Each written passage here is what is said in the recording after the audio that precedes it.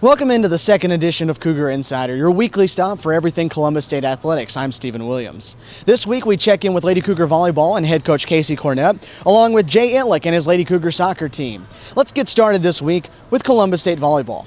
Columbus State Volleyball spent last weekend in Florida competing in the St. Leo Invitational. The Lady Cougars opened the weekend with a dramatic 5-set win over South Dakota Mines. Trailing 11-8 in the final set, CSU scored 7 straight points for the win. Erica Geljanite and Katie Poole led the Lady Cougars offensively with 15 and 13 kills. The Lady Cougars then dropped their next 2 matches in 4 sets, falling to Cedarville and tournament host St. Leo. In the final match of the weekend, the Lady Cougars knocked off Molloy College in 4 sets. It was Erica Geljanite once again leading CSU's offense with 11 kills. Columbus State is now 8-4 overall and 2-1 in the Peach Belt Conference. We had the chance to sit down with head volleyball coach Casey Cornett.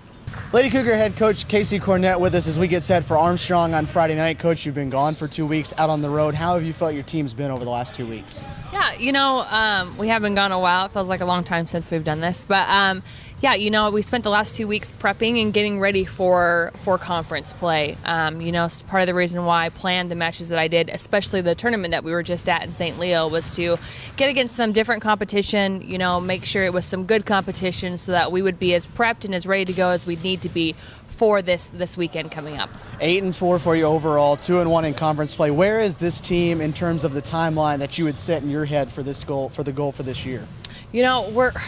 We're right on path. I'm very, very pleased with them. In fact, we're probably even a lot further than I thought we would be.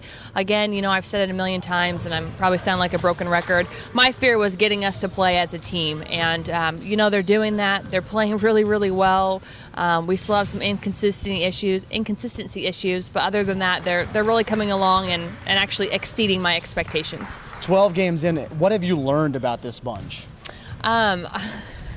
That they're unpredictable. No, I've learned that they do have a lot of heart. They really want to please each other. They want to fight. They want to be conference champions. They want to work hard for the goals that we've set aside, which is good. This is the reason why I recruited those kids. Is there anything about the team or any individual player that's really surprised you so far this year? I think they've all surprised me. When I brought them in, I had the expectations as I wasn't going to bring any weak players in just for them to be weak and to fill a role. And as a coach, you can't always predict that they're going to do that. But, every single one of them has stepped up to the plate. They've done well. I mean, I have such a deep bench that I really feel at any moment if one girl's struggling, I can call on anybody off that bench and they can come in and get the job done, which, as any coach will know, that's amazing. That's awesome. This past weekend down in St. Leo, you lose Megan Charnett, one of your key cogs. What did she mean on and off the floor for you all? She had done a lot of growing this year. Things were a little shaky to start with as we were just kind of getting used to everybody's personalities. But, she had done a lot of growing and developing as a player and was a key component to that starting lineup. To lose her was a pretty big hit. But, on a positive spin, I think she'll be a good person to have on the bench and to continue to talk to her teammates and encourage them as we, try to fill that role. As you look to fill that role, how do you feel the void that she leaves now? Again, luckily I recruited a lot of DS/liberos that are just as good, serve receive wise and defense wise. So I really think that at any point, one of the remaining 4 is going to step up and fill that role, not just because they have to and they feel that pressure, but because they've got that competitive edge that's going to make them want to. Armstrong in here on Friday night, the defending conference champs, the preseason favorite for this coming year, hasn't lost all year. What is it about Armstrong that makes them so good? They're consistent. They don't make a lot of errors. They've been playing together, for a long time. And he does a really good job of recruiting. He recruits some pretty big athletes. And when I'm big, I mean literally, they're big. But, I just think they do a really good job of just controlling their errors and controlling the match on their side. So what's most important for you all then on Friday night? I think the same thing for us. We just got to make sure that we play at our level, that we're consistent, that we control the game. And I think another thing that's going to be nice about our team is we haven't had to hear about Armstrong a lot. Other schools in our conference, there's always the shadow of Armstrong where my girls don't know the difference. They're coming in a brand new program. They haven't seen Armstrong play. I mean, they're ready to give it a go and to, give them a run for their money. And then Saturday, Flagler's in here, a team that, like Armstrong, has been near the top of the conference. What is it about Flagler that makes them go? I haven't been able to watch them as much, but it's the same thing. Consistency, good recruiting on the coaches' parts, and just controlling the number of errors that they make. So again, that's one thing that as a younger team you have to worry about, is because you have a tendency to make more errors and be a little less consistent. And we're hoping that through this last couple weeks that we've been playing out of town, that we're able to get in there, be consistent, and again take those matches. Well, looking forward to this weekend. Best of luck. Thank you. It was a big weekend for Lady Cougar soccer as Jay Etlick's bunch picked up one of its biggest victories in program history on Friday night. The number 3 ranked team in the country, Armstrong Atlantic State University, was in here on Friday at the Walden Soccer Complex, and the Lady Cougars and Pirates went scoreless into halftime. 6 minutes into the second half, in the 51st minute, it was Chelsea Pearson who scored her second goal of the season to put CSU in front 1-0. In the 78th minute, off a free kick, Shelby Rowling scored her first goal of the year, made it 2-0, and gave CSU ultimately its final score at 2-0. The Lady Cougars picked up their first victory ever in program history over a top 5 opponent, and also snapped a 6-match winless streak in the process to that Armstrong Atlantic State University squad. On Sunday, the Lady Cougars were back here against Lee University, a former NAIA powerhouse, and the Lady Cougars, after being tied at 1 at half and tied at 2 in the second half, tired out in the late stages of that match, ended up falling 4-2 to drop them to 3-3 overall in the season, but leaving them at 1-0 inside the Peach Belt Conference. On Saturday, right here at the Walden Soccer Complex, the Lady Cougars are back in action as they will take on USC Aiken as the Pacers are in town for a Peach Belt Conference matchup. USC Aiken walks in here 4-3 overall and 1-1 inside Peach Belt Conference play. Earlier, we had a chance to catch up with Lady Cougar head coach Jay Entlick. Lady Cougar head women's soccer coach Jay Entlick with us. Coach, you come off Friday night, you pick up one of the bigger wins that you've had in regular season history as this program. It's settled a little bit, kind of time for you to look back at the film. What do you take away now from what they looked like on Friday night?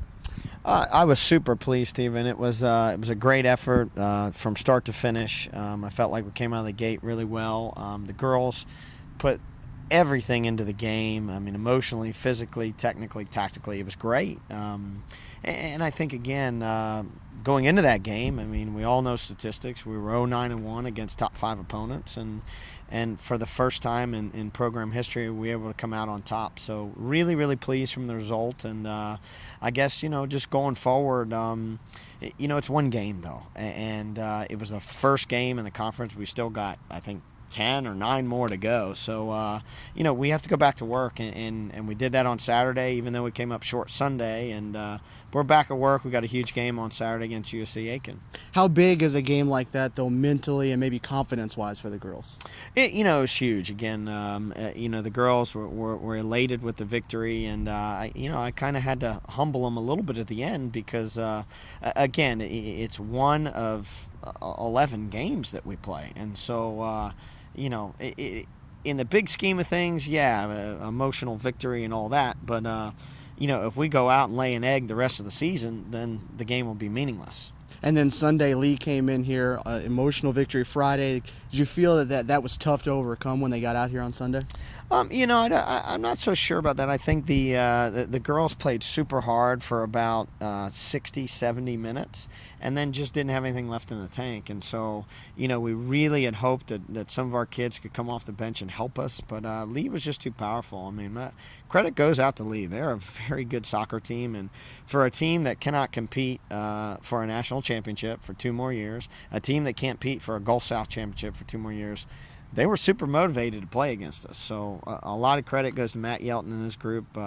Terrific group of ladies, and I hope we get another crack at them next year because it was a great game to be a part of. You told me about 3 weeks before the season started you knew nothing about this bunch because you were starting over. We're 3 weeks into the season now. What have you learned? Well, I've learned, there's several. There's probably about 10 or 12 of them that have really stepped up and taken ownership of the team, and that's been great. I am still fighting with the other 10 or so to basically kind of instruct them and lead them and guide them to start to take ownership and not settle with the role that they've been given right now. And every day in practice, it's been a challenge to kind of get these other kids who maybe aren't starters to really want to fight and be a part of the culture of this program. You had 6 days in between games. It's your longest stretch between of the year. What were some of the practice points you all have gone through this week? Well, we're trying to move some kids around and shore up some areas that we feel like we are lacking right now. We still need to find a way to score goals and bury teams. I mean, the 3 games that we've won have been a dogfight, and so it would be nice to step on the field and get a 4, 5, 6-0 result where we can be a little bit more comfortable. Our midfield defending needs to get better, so we're trying some new kids in there. Our back line against Lee was not great, to be honest with you. We use terms like Swiss cheese and loads and loads of holes in the back line, so we're trying to fix that. And then lastly, set pieces, we gave up 2 goals on corners, so that's not good, and we want to get better in those areas. Saturday, USC Aiken in here, you mentioned it earlier. What do they bring to the table when they walk in here? Well, USC Aiken is coming off a huge win last night. They beat Young Harris 5-2. Scored 5 goals, which, we hadn't scored 5 goals all season. So I think they're going to be, buzzing and coming in, a lot of energy. And again, as I was talking to other coaches in the BBC, one thing young teams have to get used to is, when there's a target on your back, every other team that comes in, they want to crush you. They want to beat you. And so our young kids have got to recognize that with a win over Armstrong, we now have a target on our back. And we've got to be ready for every opponent. Well, we're looking forward to Saturday, Coach. Best of luck. Thank you. Let's take a look at your upcoming schedule for CSU Athletics. The weekend kicks off Friday night as the Lady Cougar volleyball team hosts the defending Peach Belt Conference champions Armstrong at 7 o'clock inside the Lumpkin Center. The Lady Cougars then turn around and welcome Flagler to Columbus Saturday at noon. Also Saturday, the women's soccer team returns to conference action as USC Aiken travels to the Walden Soccer Complex. Play will begin at 3 on Saturday. JD Evilsizer's men's and women's cross-country teams will be in Charlotte, North Carolina on Saturday as they hit the course at 8:30 in the morning for the Charlotte Cross Country Invitational.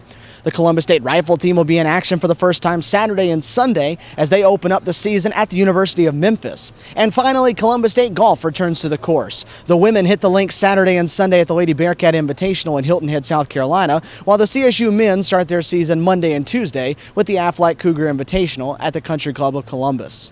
That's your Cougar Insider for this week. Remember to connect with Columbus State Athletics on Facebook and Twitter and make CSUCougars.com your one-stop shop for everything CSU sports. Until next week, I'm Stephen Williams.